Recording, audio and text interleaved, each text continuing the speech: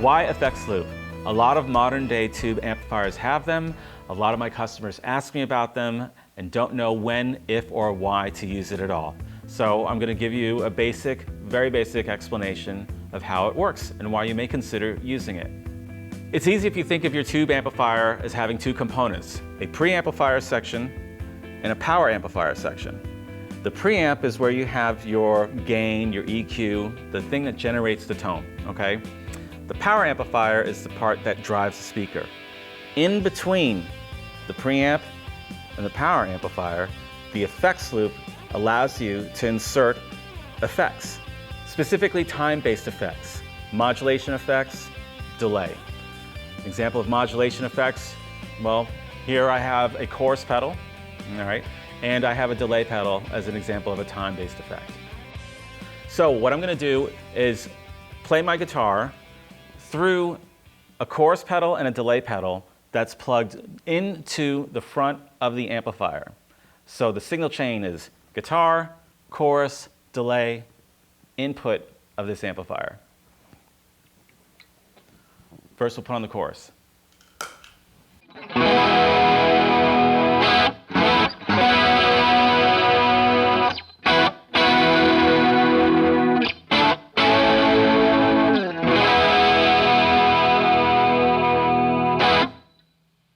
Next, I'm going to do the same chorus pedal in the effects loop.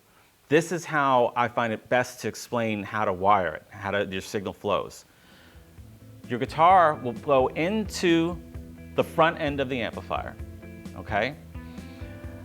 There's a send and a return in the back of this amplifier. That's your effects loop.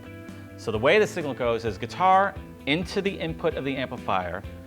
That signal is then sent from the send all the way out to your pedal board, all right, which goes into the input of your pedal.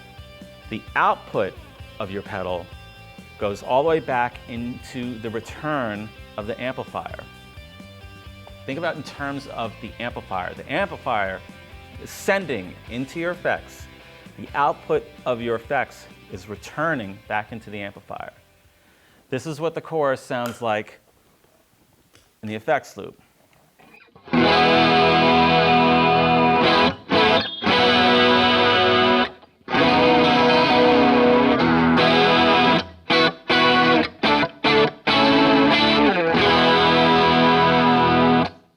Now here's what the chorus sounds like in the front.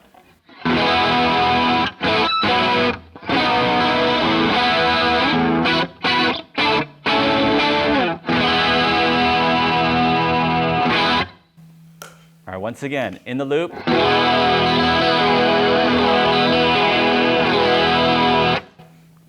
And once more in front.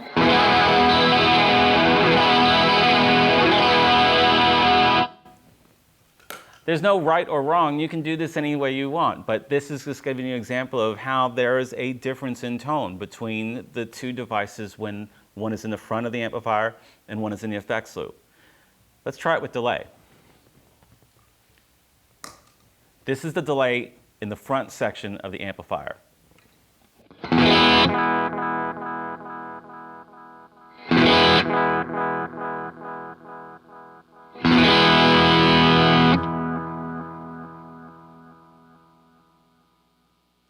Here's the same delay in the effects loop.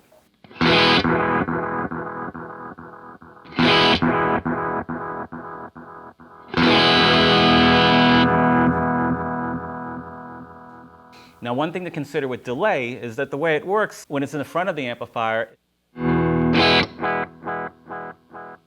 each repeat is less signal going into the preamp, hitting the front end of the amplifier.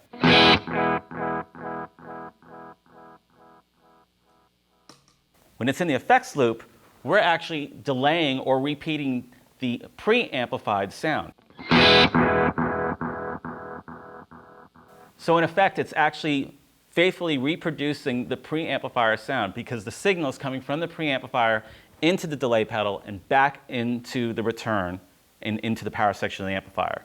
So here it is again in the effects loop.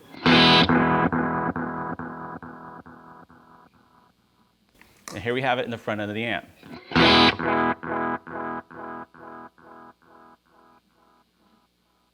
depending on the gain setting, depending on how long your cable run is, depending on all kinds of factors, this will help determine if you want it in the front end of your amplifier or if you want it in the effects loop. So there's no right or wrong way. I remember when I was younger how a friend of mine first heard his flanger in the effects loop and he was just blown away because it sounded like a TIE fighter. Some effects are going to be much more pronounced and some less so. But again, there's no right or wrong way. This is up to you to use your gear the way you want to.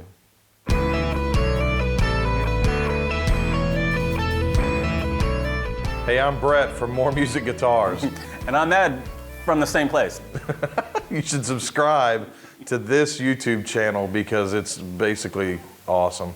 Informative, fun, educational, fun for the whole family. Most videos are for the whole family, but just give it a shot. What can you lose? Yeah.